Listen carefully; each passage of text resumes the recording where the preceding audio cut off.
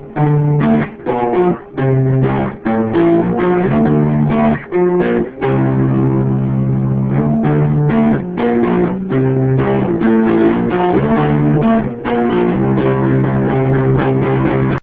and welcome to the All About X-Men Comics podcast, where you'll find recaps and reviews of all the most recent X-Men comics, as well as previews for upcoming issues. Please keep in mind this will include spoilers and adult language. I'm host Scorpio Moon, continually blurring the line between comics as a hobby and comics as a lifestyle, and hosting with me is... Johnny Alpha, and I'm just so happy to be back, recording with you, doing this show, so let's make some magic, brother. Alright guys, so if you were only expecting us to cover 2 books based on last episode's previews, boy are you in for a surprise. Our recording schedule has hit a bit of a snafu due to some things and stuff in my life, so we've got a mega ep, picking right back up, not missing a beat, diving into the first week we have to cover, with week 1 starting on Savage Wolverine number 17.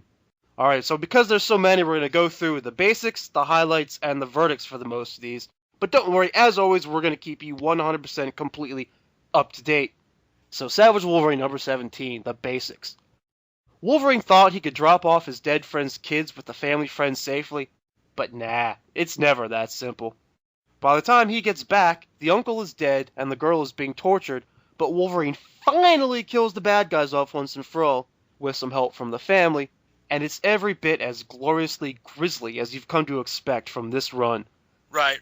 And I mean, I just want to jump in and give a little foresight. I mean, they really, and the few panels you had with the aunt and uncle, they really endeared them to you. I mean, dude gave Wolverine this nice hog and everything, and Wolverine was making his getaway. And the lady at the diner told him that the French guy and the big German were headed back that way. So yeah, he goes back and Auntie stabs the German guy with deer antlers, and Wolverine takes the other dude out back and just sticks his claws through the damn dude's head. I mean, it is beautiful, my friends.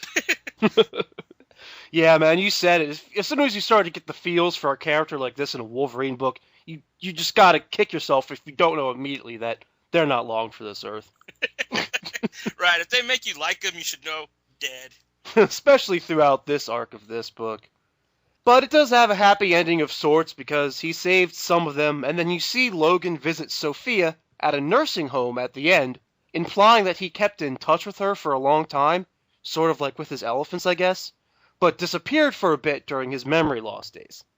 Right, it was a nice little heartwarming little end, nice little bow to put on this really grisly little package that, I mean, is going to go down as probably one of my favorite Wolverine stories of all time. And you already hit one of my highlights, Claws meet Face. Almost reminds me of that Wolverine Max page, but better. Right. I mean, because this was actually exquisitely drawn. I mean, I think hand-painted, right? Because it has, that really, Norman Rockwell painted look to the entire art of this arc. So, I mean, there is nothing to leave to the imagination. You see claws, you see face, you see gaping bloody holes. I mean, it's all there, people. And, of course, some girls that you can totally root for. These girls don't just survive by just being saved. They've got a little Logan in them, too. They're not totally damsels for distress. Right. The little girl, she shanks one of the guys. Auntie, she kills the one with the deer antlers, like I said. So, I mean, they weren't just damsels in distress, Once Wolverine kind of opened the door for them to be badasses, they went ahead and jumped right through and, they made themselves proud, in my opinion. And Wolverine turning someone's words back around on them. I always love it when he does that. It's all in the brain, you're right.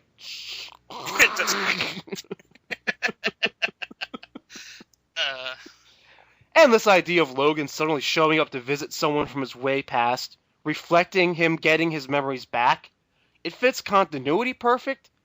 Again, making this the perfect kind of book for exploring his past, better than any other book that has tried since MJ returned his memories. Mm-hmm. So, Johnny, lead us off on the verdicts. Oh, I gotta give this a thumbs up. This entire arc has just been exquisitely gory, well-written, well-defining Wolverine as a character, as a hero, and as an anti-hero. And by it, this is going down as one of my favorite Wolverine books. This is up there with, Get Mystique and Schnicked. I mean, just amazing. And different than what you'd expect from, a past Wolverine tale. Thumbs up here. Thumbs up for spot-on dialogue and characterization, with visual art that strongly matches the story style. And I'll go buy it for a fittingly gruesome finale to a sad tale with a happy-ish ending. Next up is Uncanny Avengers number 19. So the whole world got blowed up and only mutants were saved. A diabolical scheme by the Apocalypse twins. We see here that the X-Men didn't just accept this at face value, but they really think there is no other hope. They've gone all through this. So they're not quite as much dicks as the last issue might have made them out to be. And they've lived like this for a long time now.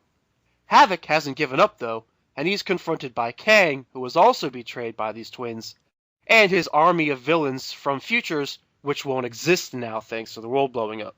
Unless they, of course, go back in time and fix it. So here's where it gets good and bad. Why did Alex ever think this was a good idea? Now, I get he doesn't trust the villains, and he shouldn't, but his original plan, if they save Earth back in time, then this timeline never exists, right? Won't his daughter, who he's desperate to save, also never exist? That's a tricky one. It's an odd one. It's one that I know that they're going to pull a magical, weird ending out of their asses to try to pull off.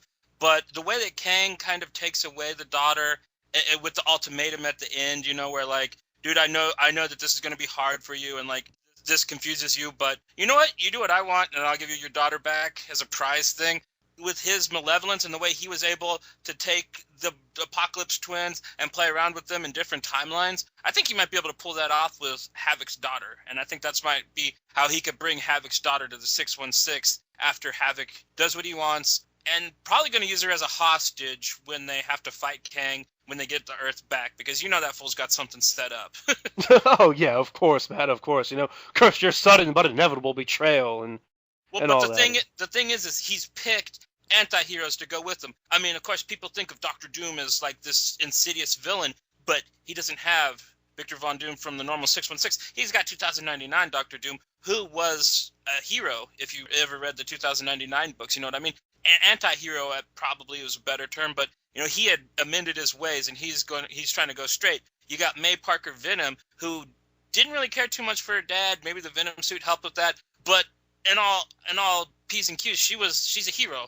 And then you know, the Commandant Braddock, you know, she's basically Psylocke if she was raised as a Nazi. So I mean, we got people that have weird morals, but they're not like Kang. You know, I think that the team he's picked are going to turn their backs on him when he tries to pull his coup d'etat at the end of this arc. Ah, so that might be sudden, but not so inevitable after all. Right. All right, yeah, I gotcha. I think that would be a hell of an interesting way to take it, and I do love all those characters. Like, that's a hell of a team, so to see them, like, do something cool like that and go on would be cool. Well, that's the thing. It's like, Remender, he's jumped the shark with this. He's destroyed the 616. He's made this crazy, like, 60s-style futuristic utopia for the mutants. It looks like something out of Logan's Run. You know, and it should just be awful. You know, we should hate it because, you know, he's just playing around things with that you think that, you know, a creator shouldn't. But then he goes and pulls characters like Abomination, Deathlock, and Commandant Braddock, and May Parker Venom from Earth X, and you're just like, I want to see what the hell you're going to do with this, you crazy bastard Remender. And I enjoy what he's done so far, you know what I mean? He's jumped the shark, like I said, but he's completely, you know what I mean? It's a hell of a show watching him go over the damn thing. That's all I can say.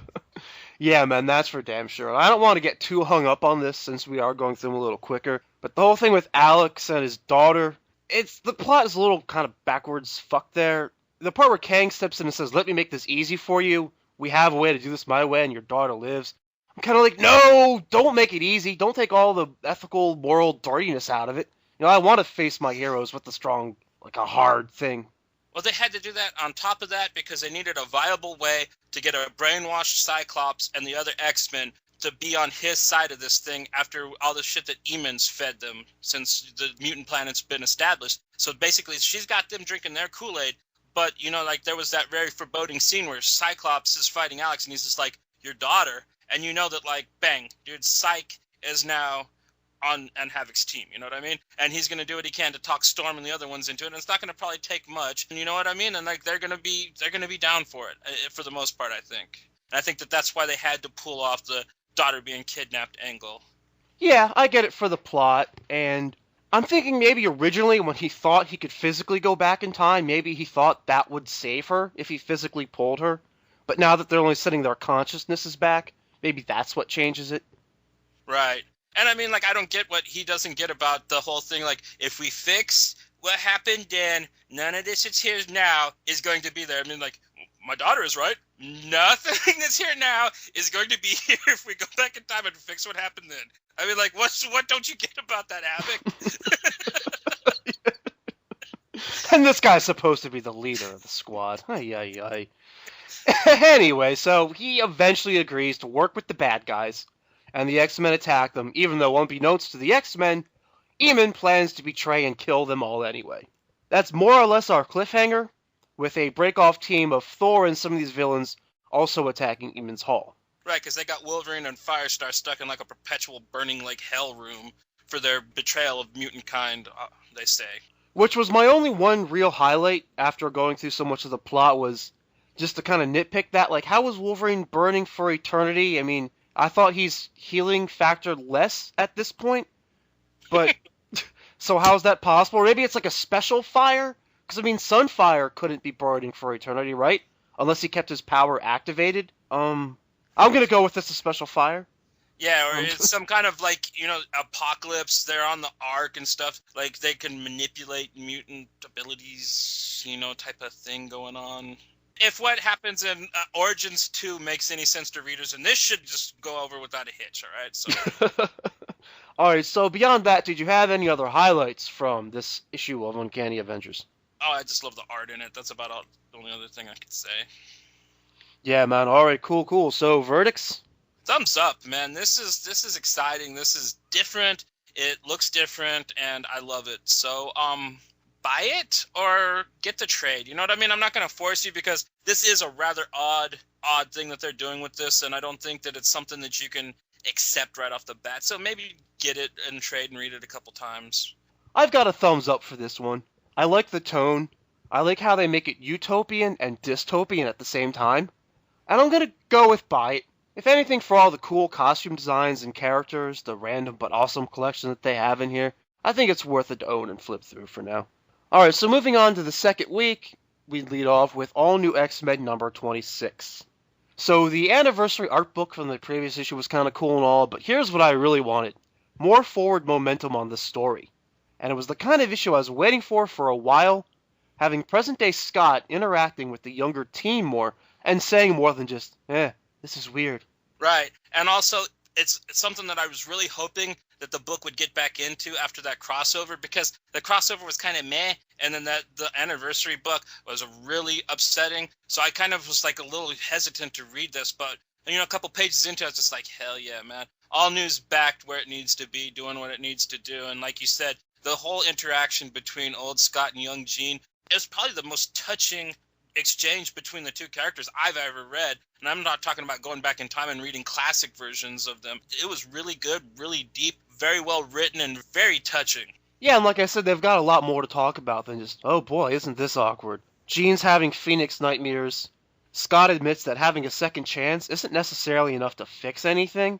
And of course, while he tries to show up in team leader capacity, talking about her new powers and such, and how it's important to seek control, the sexual tension is obvious, especially from Jean's side. She's ready to jump in bed with old man Psych. I mean, she says she likes him better than young Scott. I mean, and she was like rubbing his hand, and then like he gets the mean talk from Kitty afterwards. She should go in and yell at Jean, man. If anybody was, if something happened, would be responsible for that. I mean, she got daddy issues or something.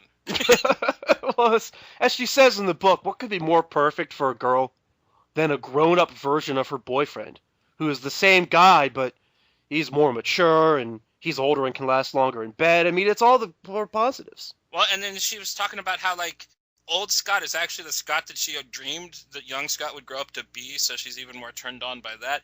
You know that old man Scott went to the John and pulled one out, you know what I mean? That's for sure. Yeah, he spent a lot of time in his bunk after that one. He also has old helmet that he stole from Magneto that he wears when he's doing that, so the cuckoos and Emma won't catch him. Young Jean, and just like that would be really bad if he got caught. So I really hope he does have a Magneto helmet. Wow, talk about a versatile solution for mutant living. I love it. So yeah, Scott shows great restraint, but Kitty still doesn't trust him that much, and it's that perfect just kind of it is like the awkward thing now. It's the sexual tension, but stay out of her room, and it's just very. It's just exactly what you want out of X-Men. Yeah, she was like the mom saying, "Hey, no closed doors in this house. Not when you got boys over," type of thing going on. Yeah. Meanwhile, X-23 is out. She's leaving. We're led to believe young Scott was the only thing keeping her around, but on the way out, she's ambushed in the snow by the future Brotherhood. Right, and I told you Deadpool lived. I was so happy to see him there with his looking like this He-Man villain Deadpool. He's awesome looking, so. Yeah, man, so moving into our highlights of the book, some Brotherhood people who shouldn't be around, well, I mean, you called it, Deadpool is still around. Was that Zorn Jean? Or maybe just Reyes in disguise? I could have sworn I saw the back of Zorn Jean while they were marching up there. That'll be weird, you know what I mean? I think that it might be Zorn, Professor Xavier's nephew, or grandson, whatever the hell he was. Well, no, I thought we saw the back of his chair moving up there, too. I mean, maybe Jean pulled herself back together. It'd be weird. Maybe she's made of pink power consciousness now. And she's like a mind being. Another highlight is we get awesome dialogue from Bobby. You know, like, Laura's gone. Who? Laura. Oh, and when what were you calling her? Oh, Wolverine clone. No wonder she left, you asshole. Yeah, that dude is always a highlight. Visually, I love that contrast and combination of reds with Scott's suit and Jean's hair. There's something about that in that scene that really worked for me. And X-23 herself. I love X-23 when Angel tries to confront her about leaving. She's just like, I don't really know you. Bye. And he's just like, but come on. And she like pops the claws and he gets all scared and runs away. And then almost gets attacked by a bear and then she scares it away. I mean, it was rather touching to see that like these guys are just like, dude, there's only one girl and she's obviously never going to date the bird of the group. So come back. You know what I mean? Like Cyclops, you know, he's cool, but we can be cool too. You know, it's basically what Angel was trying to tell her. And like I feel for him, you know what I mean? Well, I mean, look at the previews. I think they do kind of hook up.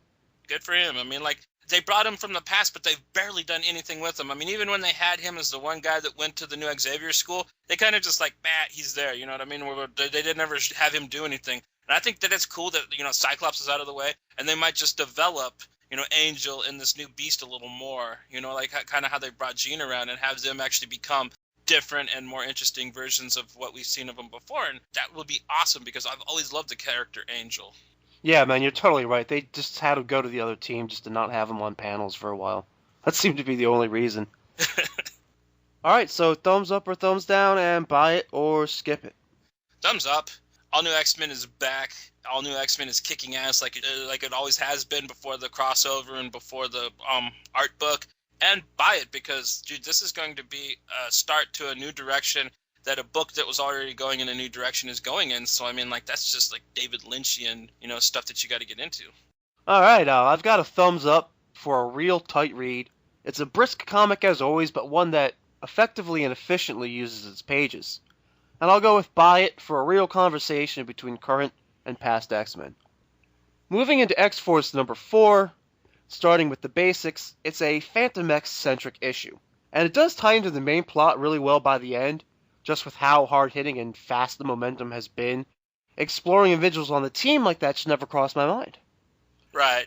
And I gotta say, I love the allusion to Warner Brothers Comics that this issue completely took with the Pepe Le Pew name and everything, dude. It was just a fun, awesome, odd little thing that Cy Springer, I guess, has wanted to do for a while. Otherwise, he wouldn't be able to pull a tale like this just out. You know what I mean? He's just like, ooh, I got a weird French guy. Okay, I got a hot cat chick that I'm gonna have him chase, and I'm gonna do all these Pepe Le Pew quips in. You know, and I just had such a ball reading this.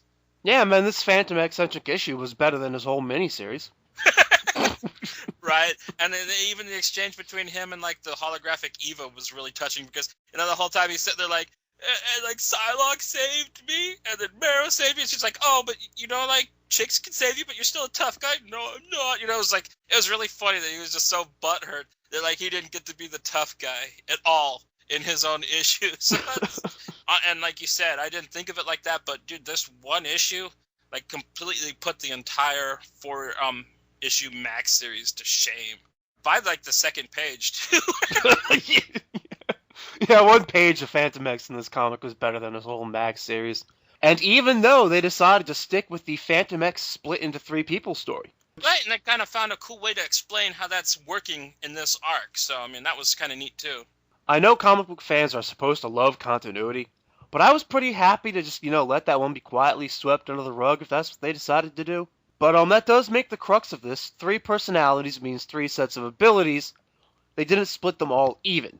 Each has a few of his different abilities, and it's hurting Phantom X's pride to not be as all-around excellent and evolved anymore, because he's lost things through the split. He can't even catch a girl with cat powers anymore, not completely on his own. Eventually the team does catch her, though, but only to trick the rescue team that they knew would come for her into coming, because they know her rescue team has this one dude who can read the minds of corpses. Because remember, last issue, their intel source got burned to death by Volga, so it all comes around story-wise really well, and they get one more vital piece of info. At the end, we see Phantom X driven so mad that he may be considering the possibility that to regain his status as baddest on the block, he has to kill everyone else on the block, including his teammates. Yeah.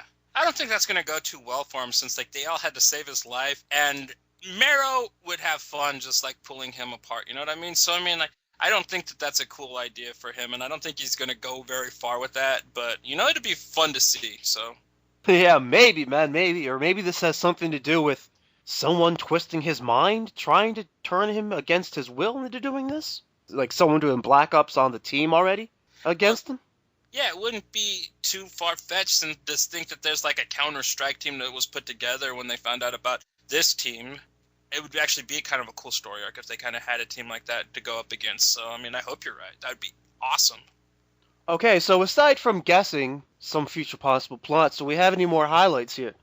This book did not have art by Rocky Kim, which disappointed me a little bit, but the cartoony looking art to it really fit the kind of odd Warner Brothers, Pepe Le Pew cartoon atmosphere of it, so it didn't bring me down. And it was still nice art, so.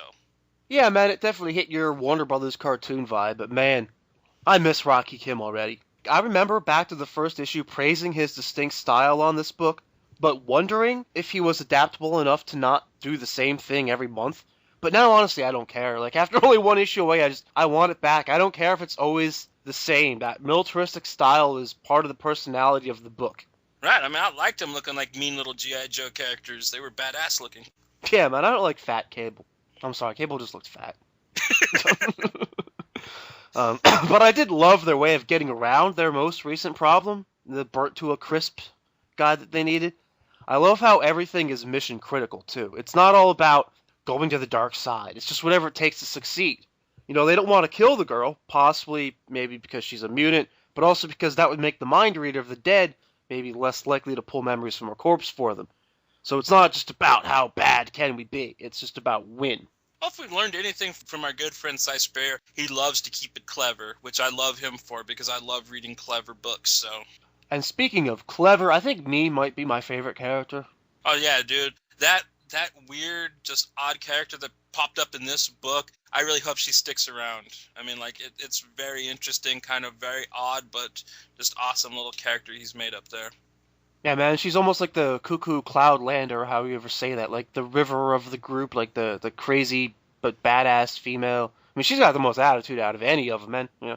Sounds like details. We interrupt this broadcast with exciting news of your impending doom. Sorry. Shit had me cracking up, man. I love her too much already. Right, she trolls the villains when they try to send out distress beacons. Yeah, man. So thumbs up or thumbs down, and buy it or skip it. Thumbs up. This is X-Force. I have not been disappointed with X-Force since it's come back. And buy it because this is a great issue. If you like Phantom X at all, this will be just a great issue to sit down and read. Yeah, dude, buy it. Thumbs up here. We get a solo issue of sorts that still keeps the main arc going perfectly. Well done, guys. I can't go full-on skip it, but if you just read this issue in the trade later, it would probably be okay as far as just, if you need to save a buck, plot-wise, I think you got it. Now we're going to move on to Origin 2, number 5, which is so awful I could barely stand to even flip through it again to take notes, or even just to talk about it now. But we're going to, so, the basics. Wolverine and Creed go to kill Essex, even though Creed knows damn well his sister Clara isn't dead. The whole Creed family has animal skills in healing, But as we learn, Creed sold them out a long time ago to Mr. Sinister because he wanted Wolverine gone. Wolverine stabs Sinister and he falls out a window off panel to go away. So long for now, blah blah blah. He then kills Creed, drowning him in Sinister's magic potion vat. Killing turns Clara against him. Now she does think Wolverine is a monster and doesn't love him anymore. And Wolverine goes, "Oh no, I'm a killer. I'm not the lone wolf, I'm the bear." He almost says it like as simply as that too. I hate this comic for stealing one of my favorite lines from a better comic. That maybe it's not the animal, but the man in Logan who is violent, because it's just written so unartistically. There's no impact, no meaning, no emotion. This story of bears and wolves and animals just rushes through a connect the dots of Wolverine tropes, and then at the end we see there was yet another misdirection, and another Creed brother shows up, looking to give his younger brother a birthday whipping. Apparently the Creed we've had this whole series was named Saul. But Victor shows up, and he's going to be pissed his little brother's dead by someone else's hand.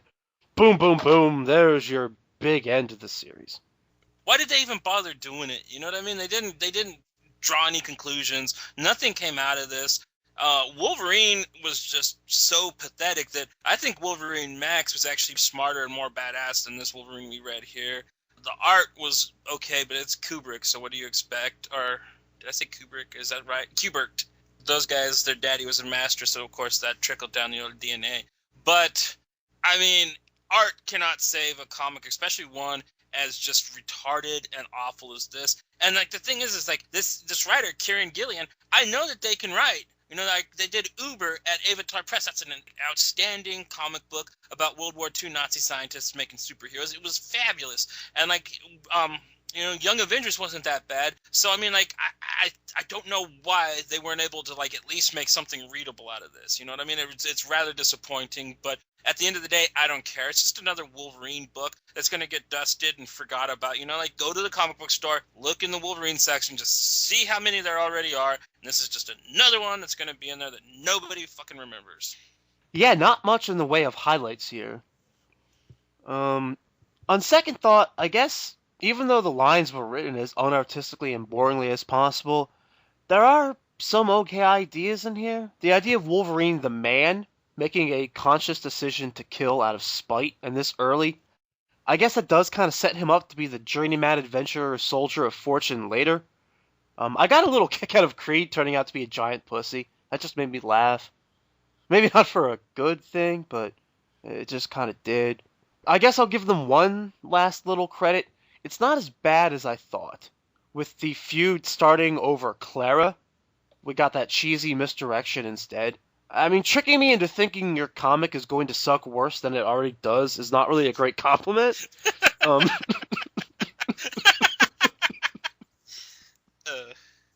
So I mean, yeah, this is it's kind of funny though. There have been glowing reviews of this series so far all over the internet, which just boggles my mind.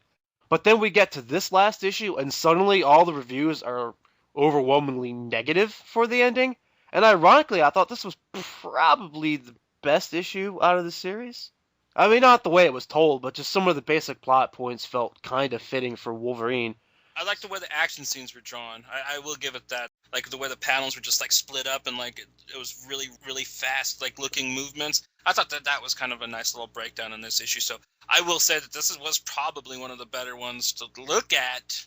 They're all horrible to read, though. I mean, like, I don't know if I can say that there was a good issue or a better issue than any other in this series. They're just been categorically awful. Do we have any more highlights, good or bad, on this book, or are we ready for the verdicts? I'm ready. Lead us off, man. All right, thumbs down. This was an awful, predictable, weird, stupid end to a book that probably shouldn't have been made right now anyways, or something that they should have put more thought into.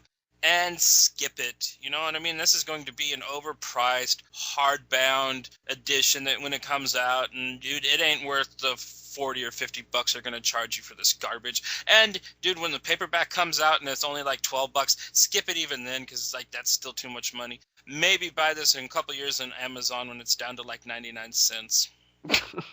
Let's see here. I've got a thumbs down. Thumbs down for a cheap, gimmicky, lacking anything with real meaning. It's all on the surface, told as plainly, matter-of-factly, devoid of any heart or real animal intensity whatsoever kind of comic. Which will lead me to skip it.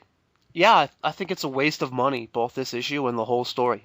Now, moving on to Uncanny Avengers Annual Number 1.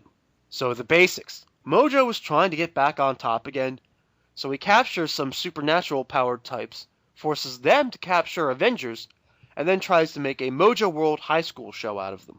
When the plot has Scarlet Witch tell Ghost Rider she's pregnant, the Spirit takes it at face value, freaks out, goes on a rampage. That breaks everyone out of like the trance and the force control collars and all that, and forces them to fight him to get him to calm down before he can kill everyone and anything. Okay, so that's the basics. Going into the highlights on this book. Okay, so the name of the show, Martian Transylvania Superhero Mutant Monster Hunter High School. It's the highlight right there. But I mean, Johnny, I'll give you a chance to if you want to, but I can't even talk about what happened in this comic because I just can't believe they printed this thing. I thought it was fun for just a stupid little one-shot annual, personally. I liked the art in it. I liked, they didn't even try to explain, like, what happened in the real Uncanny Avengers book. It's just like, yeah, this is happening, too. I like the matter-of-factness of that of it. It was just an annual, in my opinion.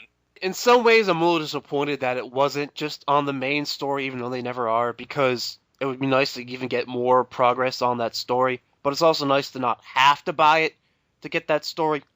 But I say I can't believe they printed this thing, because this is such a scathing critique of mass entertainment, marketing, the creative process, review, and none of it's even hidden in metaphor. It's straight in the dialogue. Like, this is Remender saying comics and movies, they suck, the business is a sham. Do you want me to read some of these lines here? Remender's an outlaw, you know what I mean? Like, sure, he's making his money at Marvel now, and he can always go back to Image and Dark Horse where he came from and be able to do whatever he wants like he's been forever. So, I mean, like, sure, Marvel let him have a little of his artsy fun. It was kind of cool that they actually printed it. They let him trash the entire entertainment industry on both sides. This is literally just dialogue and narration in the book, but you can tell who he's speaking to. And now we enter the spectacular climax. The heroes have a plan, but naturally it must fail, only to be replaced by another at the last second. Here the unwitting heroes enable our listless and ham-fisted writers to sprinkle about bits of meta-commentary on the entertainment industry, disguising this as something more than it is, while giving us the mindless battle we need to make a solid trailer. Yeah, dude. Remender don't give a fuck. No, man. Like I said, it's like this is just straight up dialogue from it. Like there isn't even colorful metaphor. I mean, there is some talk of colors. In the end, what Mojo gave us is nothing more than a colorful distraction. And then, I could just read these things all day. Like, conversely, following a tight structured foundation can feel formulaic. That sounds like classic excuse for a directionist writing by a pious blowhard. And he takes shots at the critics who discuss his work, too. Like, he points out saying, some critics, they're afraid to tackle anything they don't know. Like, if something gets really, like, meta, artsy, and over your head, or... I think one of the examples is, they literally say Lost in it, or Prometheus, where shit just kind of asks questions with no real answers and gets all artsy-fartsy, and some critics are afraid to take that on and to admit they don't know something in a comic. Like, like us earlier, like, kind of like going over, like, wait, was that Zoran Jean or what? I mean, like, I'll admit when I don't know something, but a lot of critics would rather just write something consumable than to kind of put themselves out there. And he takes a shot at them, too. But my God, I can't believe, I read some reviews for this book, and I can't believe more people didn't just jump on how this almost has nothing to do with the guys in capes whatsoever. Do you have any more highlights on it, or? It has amazing art. Oh yeah, another one that was very, very good to look at. A colorful distraction. Well, dude, there was so many years, like, especially in forthcoming, where Marvel just kind of had shit that looked like it was just slapped together in the last minute looking art. And, like, I'm just so happy that, like, so many of these Marvel Now books and all new Marvel Now books have such just amazing and clean art, or at least art that fits the story that it's telling. they're making connections. They're making the connections they need to between the creative talents, I think. Boy, I'll say. So, a verdict, men.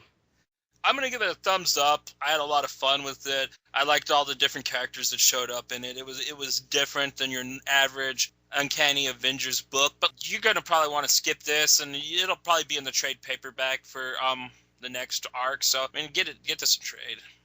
I don't normally do something like this, but I'm going to make an exception here. I'm not going to verdict this book either way at all. I'm going to let it speak for itself with one of its own final sentences.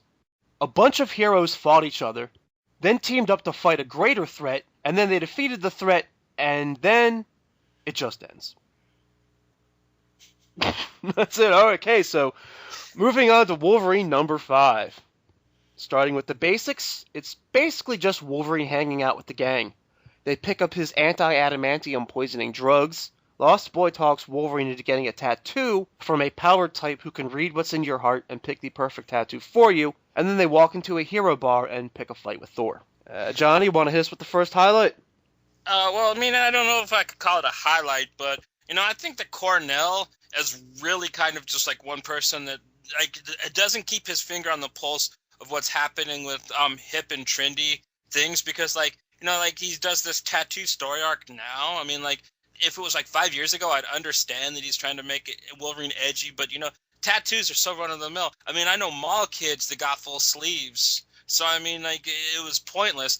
And like, I don't know how many tattoo parlors old Cornell has been in, but you're not going to run into too many tattoo artists that hum Bruce Springsteen songs while tatting you up. Usually, there will be playing either death metal, punk rock, hardcore, or hip hop. I mean, that's pretty much every tattoo parlor I've ever been into, and I got a few tats myself, so like I know. And I've been to quite a few with my brother where he's gotten tatted up. So, I mean, like, dude, Bruce Springsteen, really, what is this, 1987? Wait, was that the tattoo artist or Wolverine who was humming it? Was Wolverine humming it? I kind of got the feeling, I kind of got the impression it was Wolverine humming it. That would make more sense than, they never really, like, said, they're like he was humming Springsteen. I think it was Atlantic City, and I'm just like, what the hell is a tattoo artist humming a Bruce Springsteen song? And then, like, they really, really endear you to these characters, the girl and Lost Boy, which really makes me just hate the fuck out of this Wolverine that is just so willing to sell these kids out and let them either get butchered by Sabretooth or arrested by S.H.I.E.L.D. at the end of this. So I'm just, like, saying, I don't really want to read 12 more issues of this to wait for that fucker to die. He's already earned a shitty old man's useless death, in my opinion, for being like that, because those kids are cool and they got his back, so fuck him. Yeah, man, that's something I was thinking too. I mean, even if he does kind of find some way to save them in the end and doesn't completely betray them, even though if you watch most movies about undercover cops, it doesn't go that way. I mean, I'd rather see a story where Wolverine actually was a villain and was hanging out with these kids for real, because it'd be fun. I think there's something more you could do with that. Right, he could do his own, I mean, I don't know if you read, like, Wildstorm comics, but, like, at Gen 13, there was another side team that was, like, these underlings that they used to have to train on, but they escaped, too, and they kind of became this, like, odd criminal team. They weren't, like, bad guys, but, like, they weren't as virtuous as Gen 13. They were called Deviate. And, like, if Wolverine had his own team that kind of ran along the side of X-Men with Lost Boy and the girl and the other dude, that would be a neat little storyline to have him have his own, like, kind of, like, ragtag dog crew, you know what I mean? But no, he's undercover with S.H.I.E.L.D. to try to get Sabretooth. That's such an original idea, Paul Cornell. And then, like, they've got these cool characters that I think some of them are cooler than the characters we have to get shoved down our throats on a monthly basis from Wolverine and the Archies. And just to know that they're going to probably either die or be locked up at the end of the story arc. So, dude, it's pointless to even read this goddamn title, in my opinion, at this point. Yeah, it is really pointless. And I keep thinking back to the early days where they had that whole will they, won't they, and you didn't know which part was real. And there was that idea of, is Wolverine questioning if he can afford to hold on to his honor? If he questioned that for real, it probably would be a lot cooler. There's just, god damn it, you're getting me all pissed off just thinking about it, man. But he's got to fight Sabretooth because there's no other villain that Wolverine can fight besides Sabretooth. I mean, God, I hate that way of thinking, you know what I mean? And that's why I hate A-list comic characters, man. They always get potholed into these stupid situations, and the way they got your favorite character right now, I think dying is the only way that poor bastard can have any dignity at all after Paul Cornell's done with him. Yeah, man, there are times after reading books like Origins and this and what Coronel's doing, I kind of do think to myself, yeah, it's like, as long as we can keep Savage, maybe killing him's a good idea. No, I mean, Savage doesn't matter. He could be dead as Disco, and Savage keep on going. But then again, you know that Wolverine's not going to stay dead because we had that Jock storyline that took place so far in the future. So, I mean... Yeah, and technically, I mean, on that whole thing, and, actually, we didn't cover it yet, but I mean, I assume people would know by now that they are going through with killing Wolverine. Like, after this arc, there's going to be an arc called 3 Months to Die, and then the comic ends, and then there's going to be, like, a 4-issue, like, weekly thing just literally called The Death of Wolverine, with some dude who was creative. Yeah, way to go, guys. And some dude who I think doesn't really have that much comic experience, especially with the X-Men, is going to be writing it. Some guy named Soul.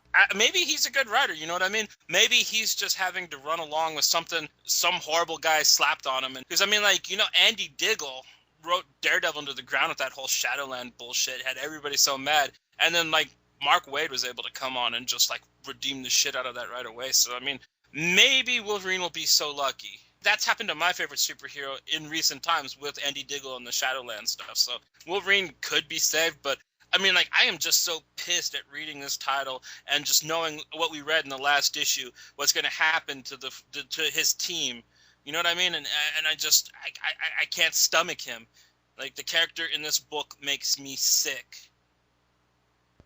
Yeah, man, it's frustrating. I'm trying to spit out my last few positives here, but I don't know if I have it in me anymore. Not even if I have it in me to rant on the stupid Death of Wolverine thing. I mean, come on, comic book characters and death and the whole trying to get a headline. And I mean, I think it goes without saying how I feel about this Death of Wolverine thing and what is actually happening besides what they tell you in the interviews with CBR and shit. Highlight for this book, it has a great 90s look. If you like early Tony Daniels work, like, say, like, out of the 10th, you will love this look of this book. And the tattoo is a rose. I mean, how perfect. Yeah. Well, that almost does kind of work for me, too, because, you know, Wolverine is that bleeding heart kind of sissy sometimes inside. Like, he'd have an I Love Mom tattoo or something like that in a heart. I like how tough guy, hardcore kid, Lost Boy got with the, man, you ain't evil and you ain't never fought no evil. Oh, yeah, man, I fight more evil than you do. You're headed down your beer can. It's just like, that's awesome. We'll, like, actually talk some shit to Wolverine. Like, that was kind of a cool little scene, but this was just like, okay, we're going to kill him in a couple months. Like, we need an issue to waste some damn time with. Blah, blah, blah. Yeah, basically. And I forget if we covered these points, but last two things, Pinch narrates the issue, and you can see that she's kind of on to Wolverine already. You know, he was up to something in that bar. Like, he didn't pick a fight with Thor and show him the tattoo for no reason. He was kind of trying to, you know, send a message from undercover, and Pinch is kind of on to him already. And we find out she's got a little kid hiding somewhere, which might make Wolverine endeared to her, which means that she's definitely cannon fodder by the time the story arc's over. Aye, freaking aye. So, thumbs up or thumbs down, and buy it or skip it. Thumbs down. Any respect I had for this book when it first started was completely destroyed in the last issue, and this issue didn't do anything to bring it up, so skip it. It has cool 90s style art. If you like 90s styles art, you might want to, like, look at this at the comic book store, but please don't pay for it. I've got to be honest and give it a thumbs up. I still want to hate it after last issue, but that lopsided, retarded charm was kind of there again, and I like what they did within the issue, even without liking the series. I'm going to go skip it. If it weren't set against such a bullshit background, I'd probably say go for it, but the whole narrative of the character just sucks now. Okay, so moving into a brand new week, we'll start with Cyclops #1. So, the basics. Cyclops has a new series. Young Cyclops, of course. He's cruising space with his father, and already misses Jean Grey. He's writing her letters, or trying to anyway. He keeps crumpling them up. Meanwhile, while having his son on board is great, Corsair doesn't really seem to know what to do with him. They aren't exactly bonding and stuff. When they're attacked by a random Bandoon ship, Corsair realizes it just happens to be a perfect two-seater, perfect for a two-man mission, and he and Cyclops take over that ship and head out together. He invites Cyclops and, like, lets him be a pirate and, like, There's also a really kind of charming scene between Psyche and Hepzibah at the beginning of it, where he kind of admits that he has like a halfway boner for his dad's like girlfriend Catwoman thing. And I thought that was all really cool and charming. I was quite apprehensive going into it, and I found it just enjoyable. Kind of like, you know how you find that like that one kids movie that even though you don't like kids movie, this movie just endears itself to you. That's how I found this issue, dude. It was done very well, and then you kind of get this feeling that Corsair's a dick throughout it, but you just find out that he's as awkward at trying to be friends with Cyclops as the Cyclops is trying to figure out his new dad. I think that Greg Rucka, who I never thought would be telling this kind of tale, because I'm used to reading him do crime noir and procedural cop books, could pull out something this emotional and touching. You know what I mean? Like, he really, really pulled out all the stops on this, and it's off to a great start. Yeah, Matt, I love that kids movie point, because the visual art, Dowderman, who I remember from Superbia, does have this really cheerful pencil style, and it's aided by very fitting colors. And Cyclops talking about that silly list you write when you're young about what you want to be when you grow up, like, I want to be a pilot, or an astronaut, or a pirate, and he's like, shit, my dad's all of those. Right, yeah. At the end, when they're taking off together, he puts all the dots together, and he's like, the whole time I just wanted to be my dad. And I was just like, aw. You know what I mean? But I mean, it wasn't like I wasn't being a smartass about it. It actually really kind of clicked on all those thrusters for me. Yeah, man, and the lettering, it's full of apostrophes to represent spacey names and how aliens pronounce things, which I thought was great that even the letterer found something unique to do with this. It's been a long time since I've seen anybody who actually played with the Starjammers, but if you actually read old stuff with them, like, that's how Hepzibah always kind of talked. You know, she's almost kind of like a space Russian. She kind of says things sideways, and like she's got that weird kind of accent that they imply in her word boxes. So I was really happy to see that they at least kept up that aesthetic with her character. Okay, so Cyclops has a space helmet he can blast through the visor of without disrupting the field. Do we think that's too convenient, or just kind of give that a pass? I give it a pass. The only thing I think is weird is it actually propels him forward, but I'm pretty sure that they'll explain it more in future issues. I'm just so happy to see that this book is off to a great start, like the Nightcrawler Claremont book is, you know, because like those ones, I was like looking at it, I'm like, dude, if they do these right, these books could be killer, but if they don't, they could be pure rubbish. And I've been pleasantly surprised with both titles so far. And I'm going to go ahead and give the Goofy Helmet thing a pass, personally. Well, it's physics, right? Equal and opposite force. If a force goes out of his eyes, there's also force pushing back on him. So in the vacuum of space, that would move him. And I didn't think about it like that, but yeah. I mean, like, when we're talking about a book about a dude who shoots laser beams out of his eyes, his dad's a space pirate who dates a hot cat thing, you know what I mean? And like, there's a lizard on board named Chode, and you know what I mean? So, having a really special helmet is kind of like one of the last things you should try to suspend your disbelief on. Yeah, the fucking lizard named Chode. I didn't want to let that one go. You don't get a pass on that one. It at least has to be brought up. Yeah, poor bastard named Chode. So did you have any more highlights, or? No, I think we pretty much covered it, man. I loved it. So, and then I don't even know if like I really need to verdict it, but yeah, dude, buy it. I loved it. Thumbs up. So, that's pretty much all I gotta say, dude. Rucka knocked it out. The art's amazing, dude. It's a great title. Yeah, thumbs up here. There's a lot to distinguish it and give it credit for. In every phase of the comic, there's something to enjoy. I'm gonna go with buy it. Nothing really happens, so to speak, so it's not like you're missing anything heavy plot yet. But it's worth seeing what's going on here, and it's a brand new X book that doesn't have any strikes against it yet, so why the hell not? Next up, another solo book, Magneto number 3. So Magneto has killed his way to the truth about these rogue makeshift sentinels, and finds they were escapees from a human separatist community that was building them as guards. Magneto trashes the facility, killing the lead scientist and destroying them all. Add on top the revelation that these humans were led to this facility by a mysterious figure, which had a decommissioned master mold in it that got them started, so the mission continues because there's someone higher up the food chain. But he's none the wiser because, like you said, he impulsively killed the lead doctor because she started talking shit, which was one of my probably most brutal deaths ever, man. He sticks a paperclip in her arm and like slowly magnetically pulls it through her body. Man, that was gruesome as hell, but just so insane. Like, the Bun sat there and thought of, like, how can I make him torture this chick slowly in a way that nobody's seen Magneto do it before? Because I already did the pulling the fillings out, and they did that in the movie. So yeah, I'm gonna stick a paperclip in the bitch's arm and let him slowly pull it through her. I was just like, ooh, that's awesome, dude. Way to go. Yeah, man, the brutality, the pain, just brilliant, man, brilliant. Keep them coming.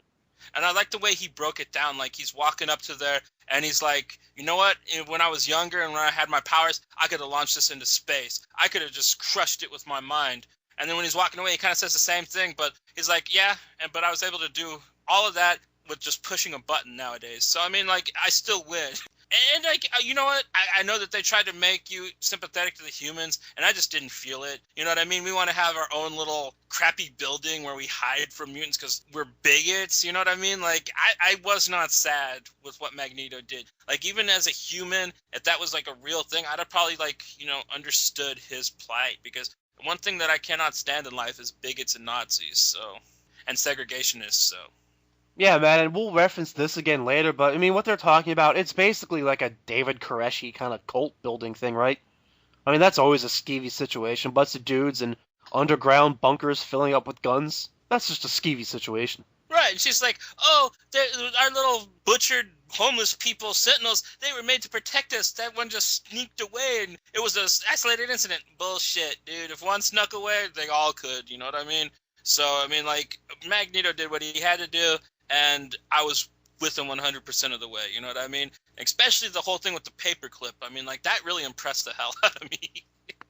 Yeah, man, that was very good, and I definitely was not going to let that one not go mentioned. One of my biggest highlights was the Genosha memories. Genosha's always kind of been a sore spot for me, especially about it being destroyed. I liked that it existed, and they kind of got to cheat their way out of destroying it with Cassandra Nova. Because if there was any other human group, that would have been all-out war. But did we really need M-Day after Genosha? I mean, you just murdered 16 million mutants. Didn't that thin the herd enough? Hey, dude, the massacre at Genosha was one thing, and, like, sure, some cool stuff came out of it. Mostly, you know, that Morrison-era crap. But M-Day, I gotta say, man, was the catalyst for probably one of my favorite era of X books, which brought us Messiah Complex and Peter David returning to X Factor with the really compelling story of Richter, the depowered Richter. He was one of my favorite characters, one of the most insightful character looks that I've seen at a person that was so powerful and how they deal with losing it. I thought that made for such great reading, which I didn't get any of out of the destruction of Genosha. So I think that M-Day was definitely needed.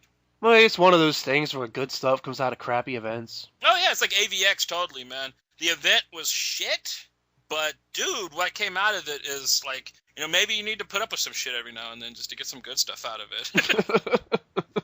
That's definitely the Marvel way of late, you know what I mean? So I just roll with the punches, you know what I mean? So, thumbs up or thumbs down, and buy it or skip it. Your thumbs up. This was another great installment of a book that, like, seems to be going in a really dark place, but it's a very dark place I'm enjoying going to. And buy it, dude. Like, this is just such a crazy, new, introspective look at a character that we've never really seen the side of before. And I gotta say, it's probably my favorite version of him I've ever seen. I've got a thumbs up for a satisfying conclusion to this part within the arc. Even though it's a to be continued, it still kind of felt like they put a end cap on this part of it. And I'll go with buy it. They're still kind of feeling out how this new Magneto works and is going to act, and it's fun to go along and do it with them. Next up is Savage Wolverine number 18. That's how you can tell how fucking far behind we are when we're doing the same book twice within an episode. Well, it's bi-weekly. It's not like, if it would be one thing if it was a monthly. Okay, so the basics. I thought this was actually a bit of a hard read, but what we have here is we have our farm town folk, who are using illegal immigrant labor. And they don't want their laborers going off to rallies and getting ideas about fair work and pay. So they plan to literally block the path of the train that can get them there with a tractor. It's set to get pretty violent, and as all parties involved converge on this spot, there's supposed to be this biker gang, I suppose, that's going to back up the workers. But when they don't show, luckily Wolverine, who happens to be riding through town, stands up for the little guy, does some slice and dice, and the pretty girl invites him back to her place. It kind of persuades him to ride along with this gang for a while, and Wolverine learns some kind of lesson about not being alone.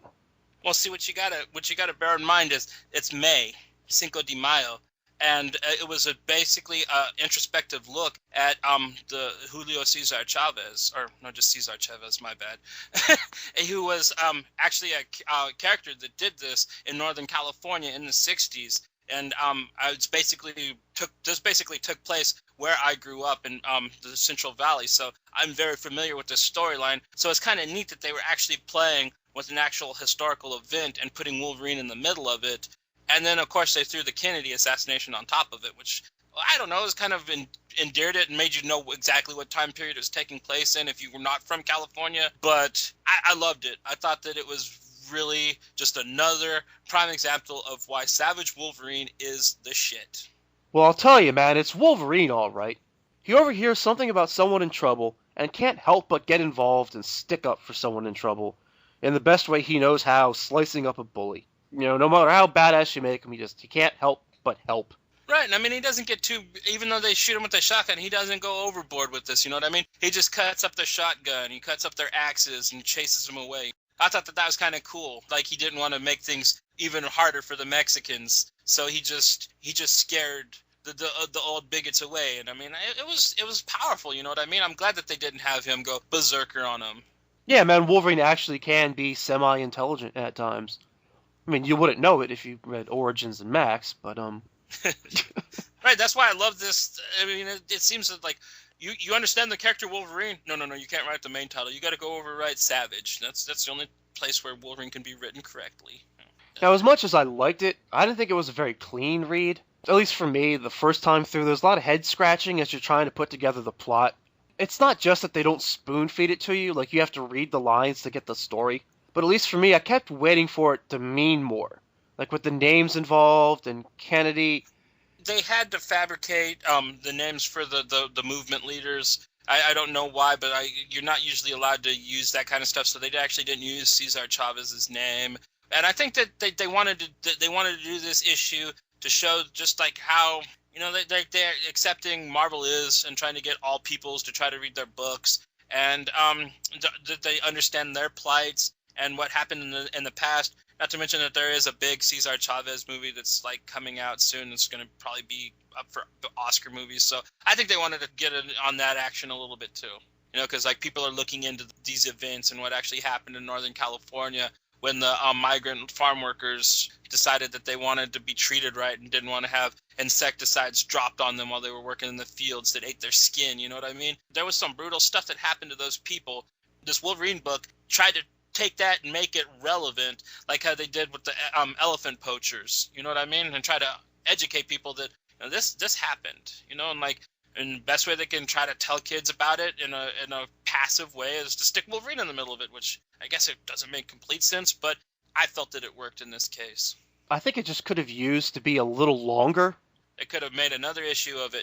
To do it as a one-shot, I think they really did just rush it, and it seemed like they kind of didn't have anything planned, so they just kind of got a guy at the last minute to knock one out. This is also how I felt about this issue, too. But that being said, I still really thought that the book was valid. Oh, yeah, man, of course. It's just, you don't get that stronger meaning out of it. It just seems like they just dropped Wolverine onto something historical. Which, I mean, like you said, it gives you that chance to educate and tell more about it. But as far as within the comic, it almost kind of reminds me of First Class, the movie, in that way. You're like, okay, it's taking place during the Cuban Missile Crisis, a time of unprecedented fear amongst the people. Certainly there's some way you can use that theme to your advantage. But it was really just more of a backdrop and a plot device. Right.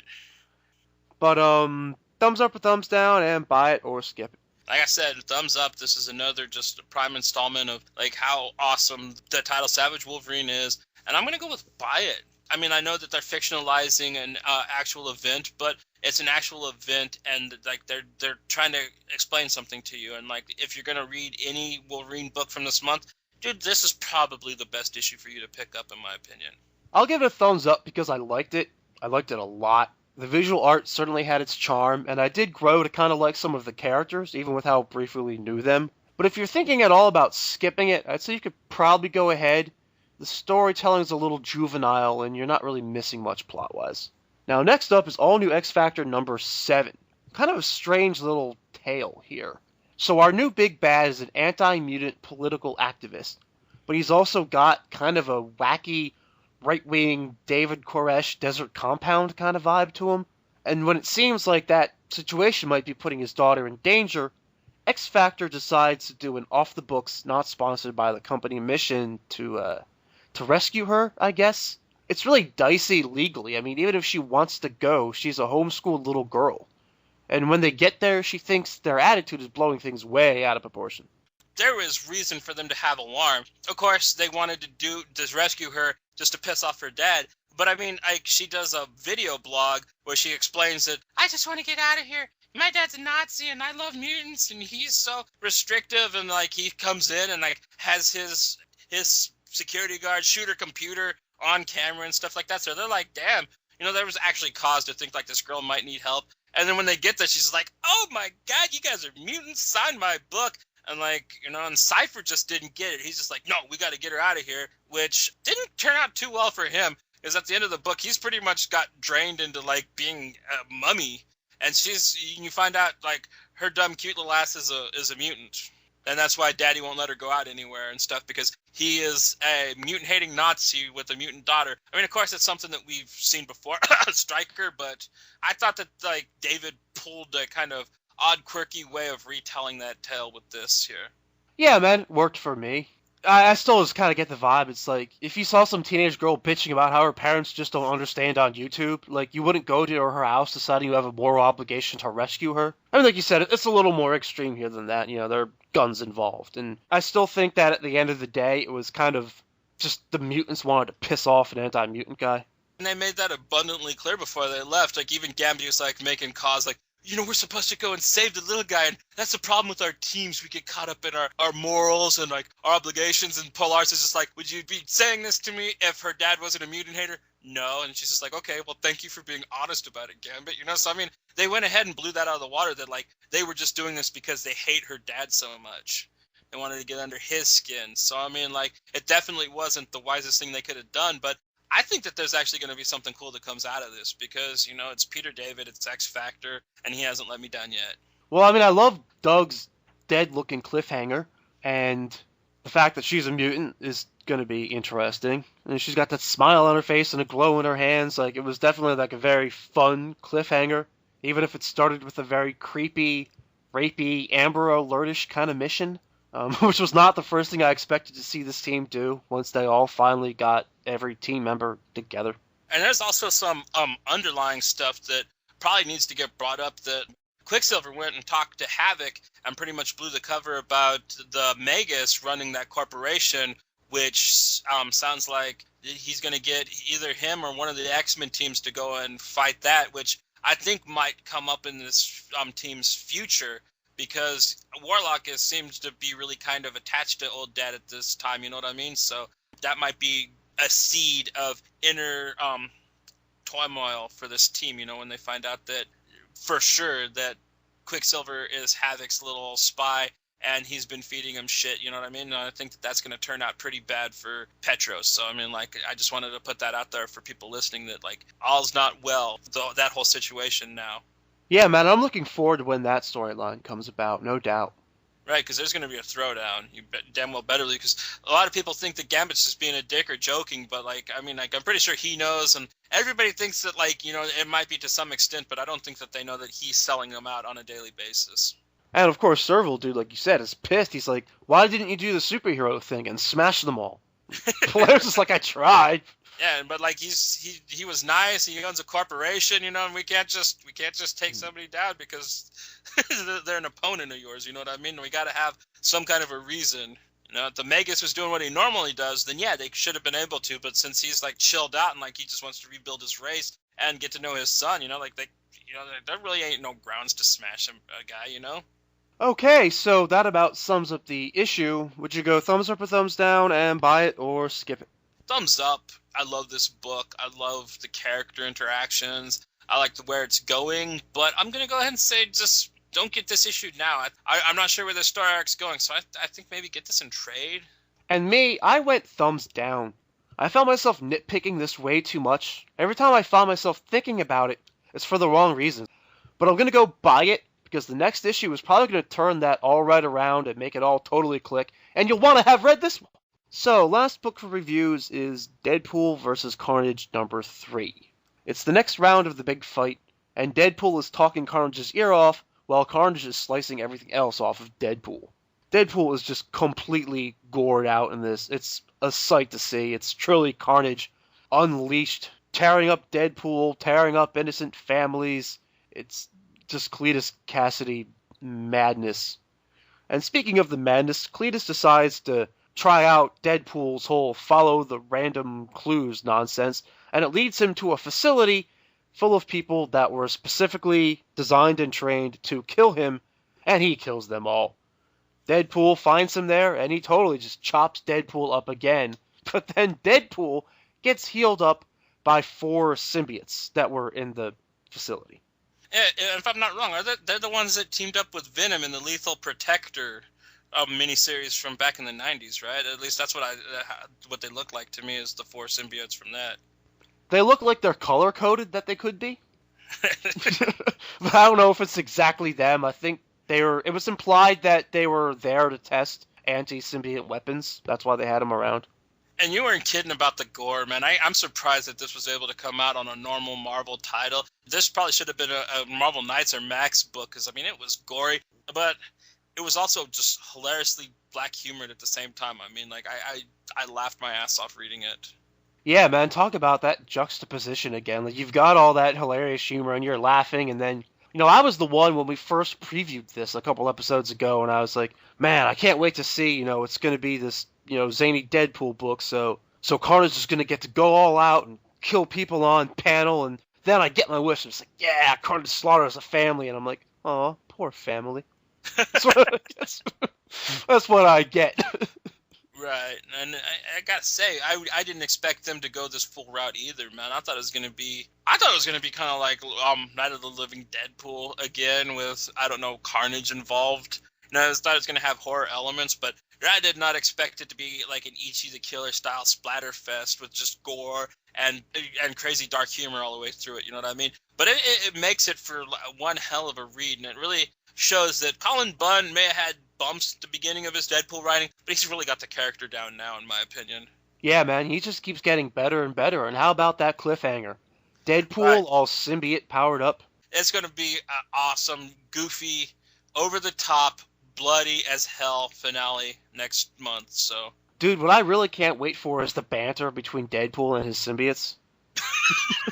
Right, because he's all, I thought multiple personalities were great, but check this out, you know?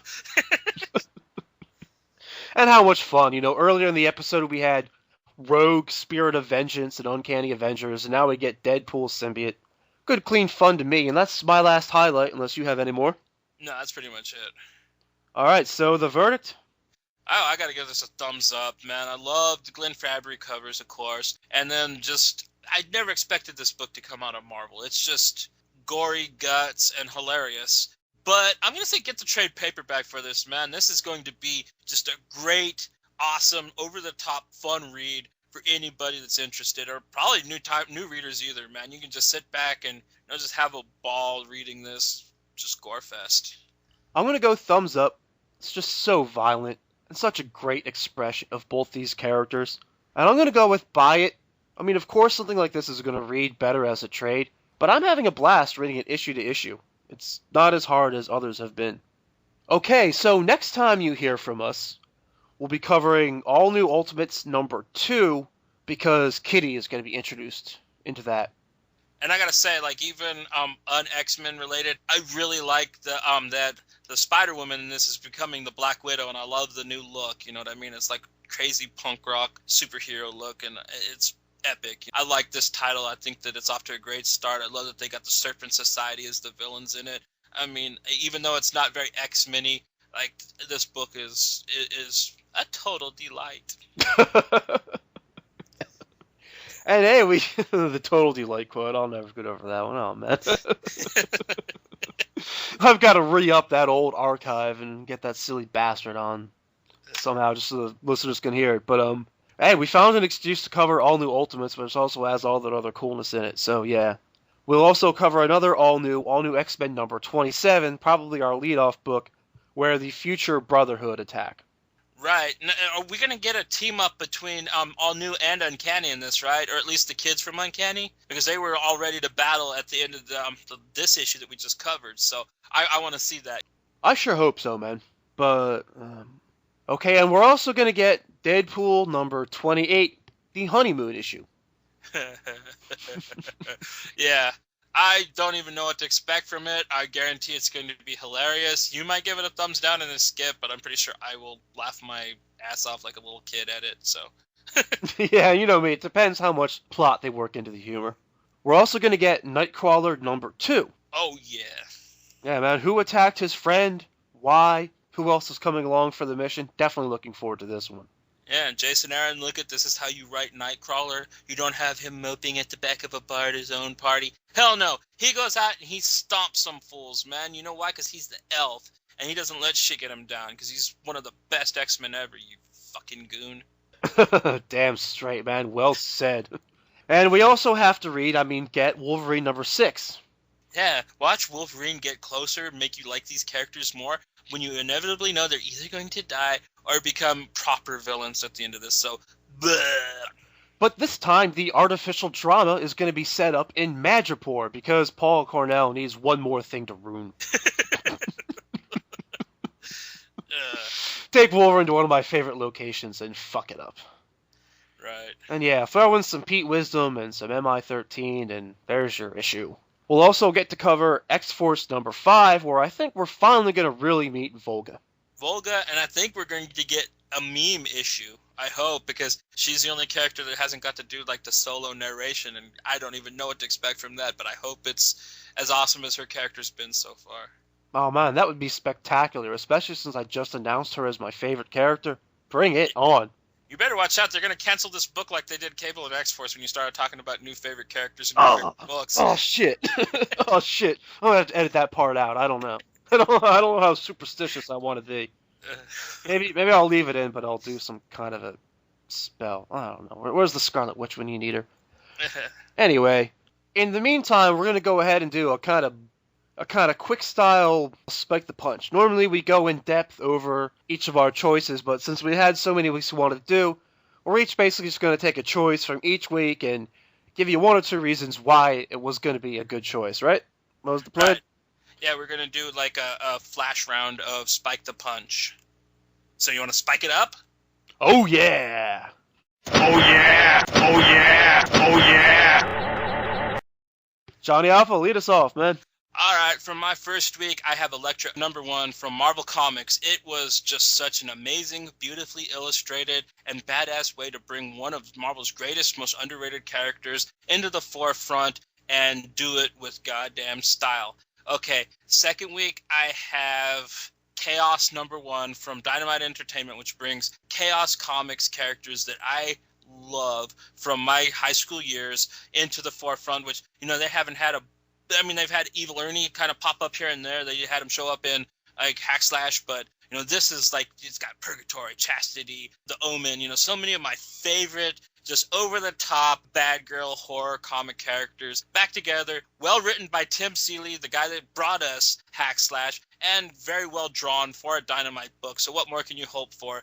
And then for this week, I have Moon Knight number 3, which is just badass. We have Moon Knight fighting a gang of punk rock ghosts that are terrorizing New York, and he finds out that deep down hidden in his Stephen Grant mansion, he has ghost fighting armor, which is very, very ghostly and scary looking. I mean, he's got this crazy bird beak and like these bone armor claws and stuff, and then he just goes and takes these punk rock ghosts out and finds out that back in the day, like the one guy, he ended up finding a music box his mom gave him that made him all sentimental, and he killed the rest of his gang, and that's why like they were ghosts. But I mean, I just love what Ellis is doing with this book. It's on fire, and those are my spikes.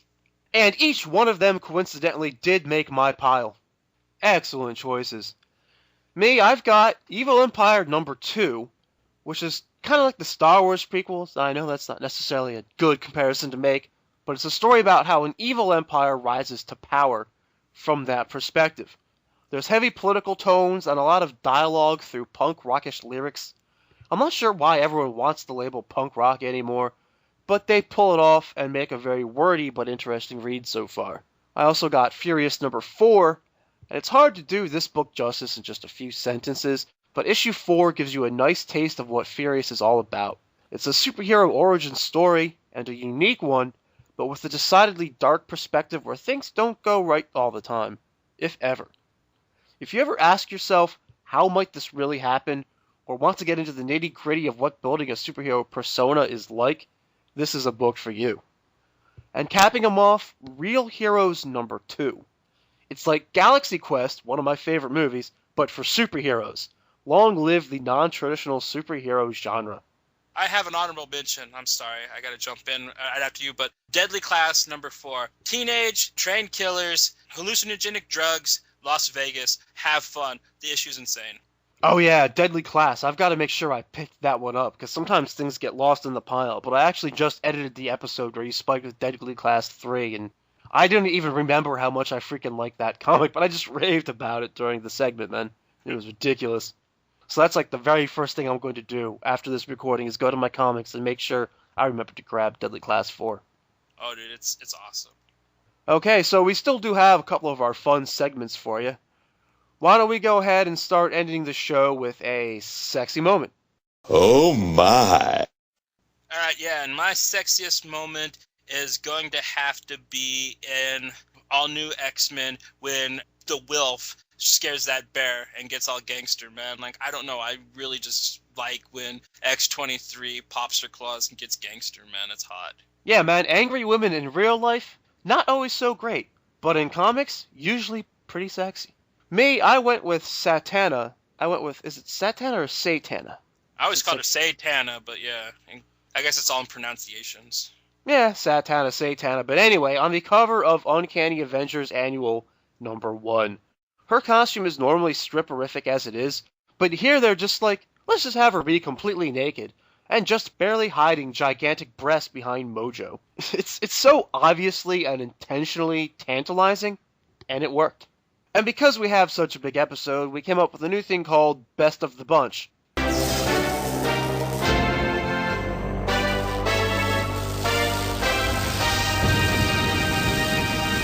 Which I think is pretty self-explanatory. Right, and I have one and I have a runner-up. I'm going to go with Savage Wolverine number 16 as my runner-up, and I'm going to go with All New X-Men as my best of the bunch, man. That issue was just amazing. Yeah, man, I went with All New X-Men number 26 too as my best of the bunch for the week, or for the episode. Being one of the flagship books, it gives us the most progress and momentum in the overall narrative of the X-Men, and it does so with superb dialogue, super clean visual art, and all the romantic tension and promises of action that every X-Men fan expects. Don't forget you can catch archives of every episode on allaboutxmencomics.com, our new official home. Thank you to PSN for airing us and for sponsoring that official home, and we will see you all next time you decide to press play.